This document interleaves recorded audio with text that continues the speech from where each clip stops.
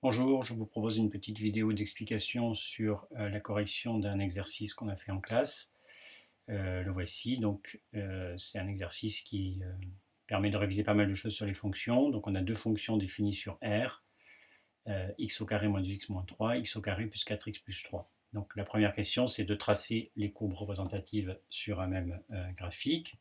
Donc on va le faire avec un logiciel de géométrie. Donc on fait un tableau de valeurs sur la calculatrice. Donc, oui, j'ai pris les x de moins 5 à 5. Je vous rappelle que les fonctions sont définies sur R, hein, donc on ne peut pas savoir trop où il faut commencer. Donc on essaye et puis on voit bien. Vous voyez que pour f de x, on a des valeurs ici 32, 21, qui vont peut-être ne pas rentrer sur le graphique, c'est pas grave.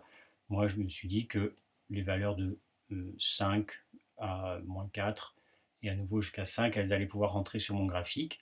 Donc je vais placer ces points-là. Donc pour x égale moins 2, x égale moins 1, x égale 0, 1, 2, 3, 4. Je place les valeurs qui correspondent, par exemple pour x égale moins 1, et ça fait moins 4, etc. Et donc je les relie pour obtenir ma courbe. On n'oublie pas de dépasser pour aller jusqu'à l'infini. Pour la fonction g, j'obtiens des valeurs au début qui sont raisonnables, 8, 3, 0, moins 1, tout ça je vais pouvoir placer, puis après quand je vois apparaître 15, 24, etc., je me dis que là, celles-là, tant pis, elles ne rentreront pas sur mon graphique. Donc je place les points correspondant au tableau.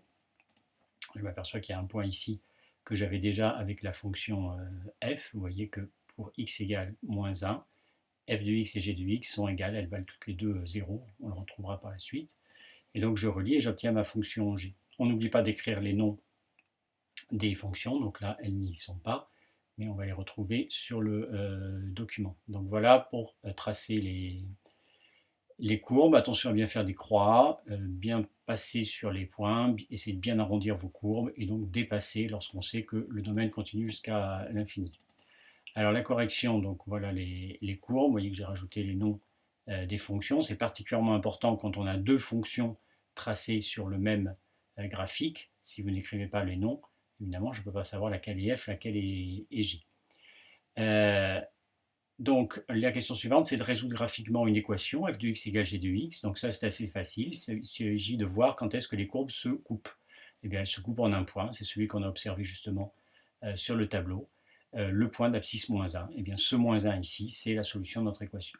Et il y a une seule solution, puisque ensuite les courbes ne se couperont plus. Si je veux résoudre cette équation par le calcul, puisque l'énoncé, c'était de résoudre d'abord graphiquement, puis par le calcul. Normalement, je ne devrais pas savoir résoudre ça par le calcul, puisque c'est du second degré, mais lorsque j'essaie de résoudre en passant tous les x du même côté, je m'aperçois que les x au carré s'éliminent, x au carré moins x au carré, et donc il ne me reste plus que moins 6x à gauche et 6 à droite, et donc je sais résoudre, et je trouve moins 1, je vérifie évidemment que c'est la même solution que j'avais trouvée graphiquement. D'accord. Donc ne ratez pas la première étape qui consiste à remplacer f de x par son expression, g de x par son expression, les expressions qui étaient données au tout début. Ensuite, on me demande de résoudre graphiquement une inéquation, c'est pas beaucoup plus difficile. Au lieu de regarder simplement là où les deux fonctions se coupent, je vais regarder quand est-ce que la courbe CF est en dessous de la courbe CG. Alors pourquoi en dessous? Parce qu'il y a écrit que f de x doit être inférieur à g de x. Donc on va retrouver moins 1, mais si je regarde sur le graphique précisément, quand est-ce que la courbe CF passe en dessous? C'est à partir de moins 1, c'est à droite. Ça aurait pu être à gauche, mais non, c'est à droite que la courbe CF passe en dessous. On le voit bien ici, vous avez la courbe rouge qui est ici, et la courbe verte qui est là. Donc ici, f de x est en dessous. Là, ça se voit moins bien puisque la courbe G a disparu, mais on voit bien que la courbe G est très au-dessus de la courbe de f. Et là, par contre, on voit bien que la courbe f est au-dessus, et ce n'est pas du tout ce que je veux. Moi, je veux que f de x soit inférieur à g de x. Donc c'est à partir de moins 1 que ça se passe, et ça va continuer comme ça jusqu'à l'infini. Donc la courbe CF est en dessous de la courbe CG à partir de moins 1. J'aurais pu écrire entre moins 1 et plus l'infini. Donc l'ensemble des solutions, c'est moins 1 plus l'infini. On peut également résoudre ça par le calcul, puisqu'on retrouve exactement les mêmes calculs que là. Vous savez que la seule différence, c'est au moment où on divise par un nombre négatif. Attention à bien changer le sens de l'inéquation, sinon c'est exactement les mêmes calculs que là. On retrouve moins 1, sauf qu'on trouve x supérieur à moins 1 supérieur à moins 1, ça va jusqu'à plus l'infini. Vous voyez ici le crochet fermé à cause du égal. Si vous enlevez le égal ici, le crochet devient ouvert. Voilà pour la question 2, résolution graphique d'équation et d'inéquation. Mais attention, c'est plus f de x égale k, une valeur, f de x égale 3, f de x égale moins 2, c'est f de x égale g de x. Donc c'est des méthodes qu'on utilise avec deux fonctions, deux courbes sur le même graphique. La question 3, c'était donner les tableaux de variation. Donc on va regarder la fonction f. Elle descend et elle monte. Le point important, c'est celui-ci. C'est là que la fonction arrête de descendre et commence à monter. Donc je repère bien les coordonnées 1, moins 4. Donc sur le tableau de variation, je mets le domaine de définition moins l'infini plus l'infini. D'accord. Si on m'avait dit la fonction est définie de moins 5 à 5, ben là j'aurais mis moins 5, 5. Je mets le point de coordonnées 1, moins 4. Vous retrouvez 1 et moins 4, exactement comme dans un tableau de valeurs. Et puis les flèches qui disent que la fonction est décroissante puis croissante. Pour la fonction g, elle est elle aussi décroissante puis croissante, sauf que c'est en moins 2 que ça change. En moins 2, la valeur c'est moins 1, attention à ne pas confondre les deux. Je lis moins 2 sur l'axe des x, donc moins 2, le nombre moins 2 va trouver sa place sur la ligne des x. Donc voici le tableau de variation de la fonction g. En moins 2, ça donne moins 1, et elle est donc également décroissante et croissante. Elle a également un domaine de définition de moins l'infini à plus l'infini. Question suivante, les tableaux de signes. Donc attention, ne pas oublier cette phrase qui dit que la fonction est positive lorsque la courbe est au-dessus de l'axe des abscisses. Donc je retourne voir ma courbe. Quand est-ce qu'elle est au-dessus de l'axe des abscisses? Je vais plutôt la regarder ici. Elle est au-dessus de l'axe des abscisses sur ce morceau-là, c'est-à-dire avant moins 1, et à nouveau à partir de 3. Par contre, entre moins 1 et 3, la fonction est négative. Donc les deux nombres importants dans mon tableau sont moins 1 et 3. Ce sont les abscisses, des points d'intersection de la courbe avec l'axe des abscisses. Donc je note bien ces deux valeurs, moins 1, 3, et le signe, ça va donc être plus, moins, plus. Dessus, dessous, dessus. On y va. Donc plus, moins, plus, avec les deux valeurs, moins 1 et 3, parfaitement alignés avec les zéros qui sont dessous. D'accord? Pour G, on va retrouver les mêmes signes, plus, moins, plus, puisque elle aussi, elle est dessus, dessous, dessus. Par contre, les valeurs des points d'intersection avec l'axe des abscisses sont moins 3 et moins 1. On les voit ici, moins 3 et moins 1. Donc, elle est au-dessus, positive. Un petit morceau de courbe qui est en dessous, dans les négatifs. Et à nouveau, elle est positive.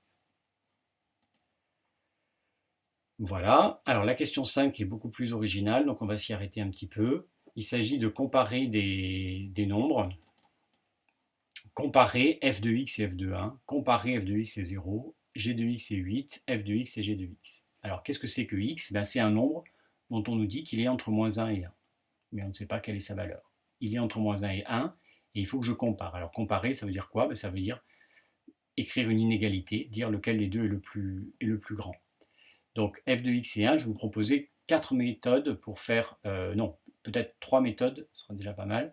Et pour celle-là, on aura même 4 méthodes. Alors, la première méthode, ça serait de le faire vraiment par le calcul.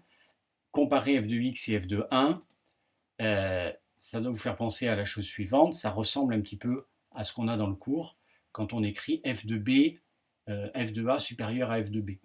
Donc, cette ligne-là, elle arrive toujours après une ligne qui est déjà une comparaison entre a et b. Donc, pour comparer f de x et f de 1, il faut peut-être déjà que je sache comparer x avec 1. X, il est comment par rapport à 1? Eh bien, je regarde l'intervalle, je vois qu'il est forcément plus petit que 1. Ça me donne cette inégalité-là. X est plus petit que 1, ça donne quoi pour f de x par rapport à f de 1? Ça fait quoi quand on applique la fonction f? Eh bien, le cours me dit, ça dépend. Ça dépend si la fonction est croissante ou décroissante. Eh bien, je regarde entre moins 1 et 1, je sais que ma fonction est décroissante.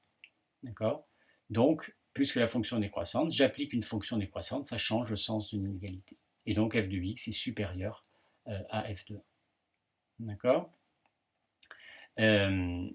Si je veux le faire, donc une autre méthode qui revient quasiment au même, c'est de le faire avec le tableau.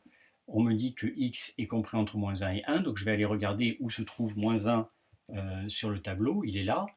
Et donc, si x est quelque part entre moins 1 et 1, je vois bien que f de x, il va être sur la flèche ici, il va être au-dessus de moins 4, et donc au-dessus de f de 1.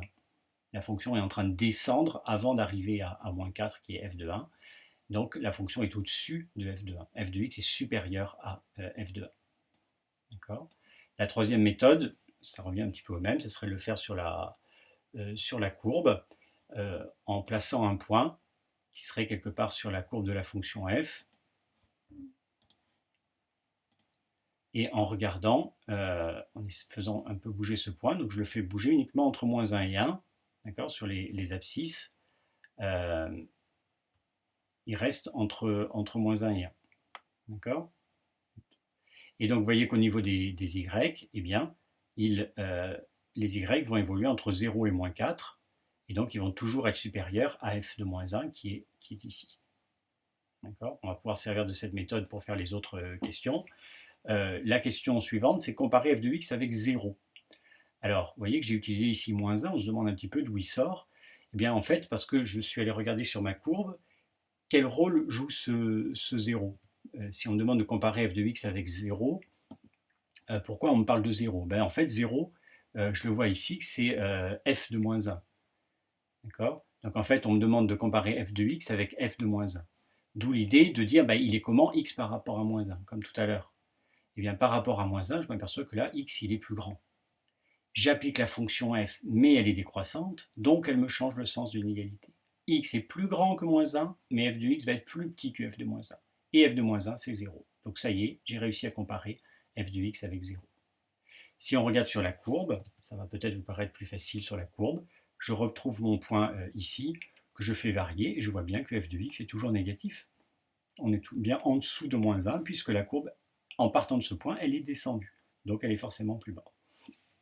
Et on peut même le voir avec le tableau, puisque si vous mettez la valeur ici en face de moins 1, c'est 0. Vous voyez bien que si vous prenez un x entre moins 1 et 1, f de x va être entre 0 et moins 4, autrement dit, va être plus petit que 0. C'est ça qu'on me demandait, f de x est plus petit que 0. Comme il s'agit de 0, on me demande de comparer avec 0, je pourrais dire, mais comparer avec 0, c'est une affaire de signe. En fait, on me demande quel est le signe de f de x. Et donc je me dis, peut-être que je peux le voir dans le tableau de signes. Effectivement, si je viens placer 1, puisqu'on me dit que x est entre moins 1 et 1, je vais placer ici le nombre 1, et donc mon intervalle entre moins 1 et 1, il est là. Quel est le signe de f de x ? Ben, vous voyez que c'est écrit, il est négatif. D'accord ? On est sur une partie de courbe où la fonction est négative. Et effectivement, c'est ce qu'on a vu tout à l'heure avec notre point bleu ici. On est en dessous de l'axe des abscisses. Donc on pouvait également le faire comme ça. Mais ça, attention, on ne peut utiliser un tableau de signes que si c'est une affaire de signes. Autrement dit, s'il s'agit de comparer avec 0. Là, on va me demander de comparer g de x avec 8, c'est la question suivante. Là, je ne vais pas pouvoir utiliser le tableau de signes. Le tableau de signes ne me dit pas si g de x est plus grand ou plus petit que 8. D'accord ? Donc, par contre, je vais me dire, mais pourquoi on me parle de 8 ? Quel rôle il joue 8 ? Eh bien, vous voyez bien que 8, c'est g de 1. D'accord ? 8, on l'a ici. Et donc, en fait, sachant que x évolue, donc je vais peut-être commencer par le faire avec le graphique. Si je place un x, un point comme ça qui évolue entre moins 1 et 1, ça veut dire que mon point va évoluer sur cette partie de la courbe, eh bien, je vois bien que g de x est toujours plus petit que 8, parce qu'on est en dessous de ce point-là. Ce 8 ici joue le rôle de g de 1. On est à un endroit où la fonction est croissante. Donc, si on n'est pas encore arrivé à 1, la fonction n'a pas encore atteint sa valeur g de 1. Regardez ce que ça donne ici. X est inférieur à 1. Pourquoi j'utilise 1 ? Parce que j'ai envie de faire apparaître g de 1. J'applique la fonction g, mais cette fois-ci elle est croissante, donc le sens ne change pas. G de x va être inférieur à g de 1, sachant que g de 1 c'est 8, donc g de x est inférieur à 8. Et donc on pouvait également le voir sur le tableau. Attention, 1 il est ici. D'accord ? Et 8, il est là. D'accord ? Donc, à partir du moment où les x sont entre moins 1 et 1, je sais que g de x va être entre 0 et 8. D'accord ? C'est le moment où on est dans cette partie-là de la courbe. Je sais que g de x va être entre 0 et 8, et donc il va être plus petit que 8. C'est ce que j'ai trouvé ici. Alors attention à la dernière question, parce qu'elle n'a en fait absolument rien à voir. Il ne s'agit plus du tout d'une histoire de variation. Je ne peux pas utiliser les tableaux de variation. Par contre, je peux utiliser les courbes. Qu'est-ce qu'on me demande? De comparer f de x et g de x. Mais ça, je l'ai déjà fait tout à l'heure en disant quand est-ce que f de x était inférieur à g de x. Donc là, qu'est-ce qu'on me dit? On me dit que x est entre moins 1 et 1. Eh bien, si je regarde sur le graphique, entre moins 1 et 1, je vois bien que la fonction f est en dessous de la fonction g. C'est ce que j'ai observé déjà tout à l'heure. Et donc, forcément, f de x va être inférieur à g de x. D'accord? Parce que la courbe est en dessous. Donc là, c'est plus du tout une question de fonction croissante ou décroissante, c'est juste savoir laquelle des deux est au-dessus ou en dessous de l'autre. La dernière question, c'est de donner le maximum et le minimum des deux fonctions sur R, puisque R, c'est leur domaine de définition. Et bien, en fait, elles n'ont pas de maximum, on voit bien. On le voit également dans les tableaux, qu'elles pourraient monter comme ça toujours plus haut. Par contre, il y a bien un minimum. Attention, le minimum, c'est le y. Donc, moins 1, c'est la valeur du minimum pour g, et moins 4 pour f. La fonction f descend plus bas, elle a un minimum plus petit. Et on précise que moins 4 est atteint pour x égale 1, alors que la valeur moins 1 ici est atteinte pour x égale moins 2. Donc ça nous donne ceci. Les deux fonctions n'ont pas de maximum. Par contre, le minimum de f, c'est moins 4, atteint pour x égale 1. Et le minimum de g sur R, c'est moins 1, atteint pour x égale moins 2. Voilà.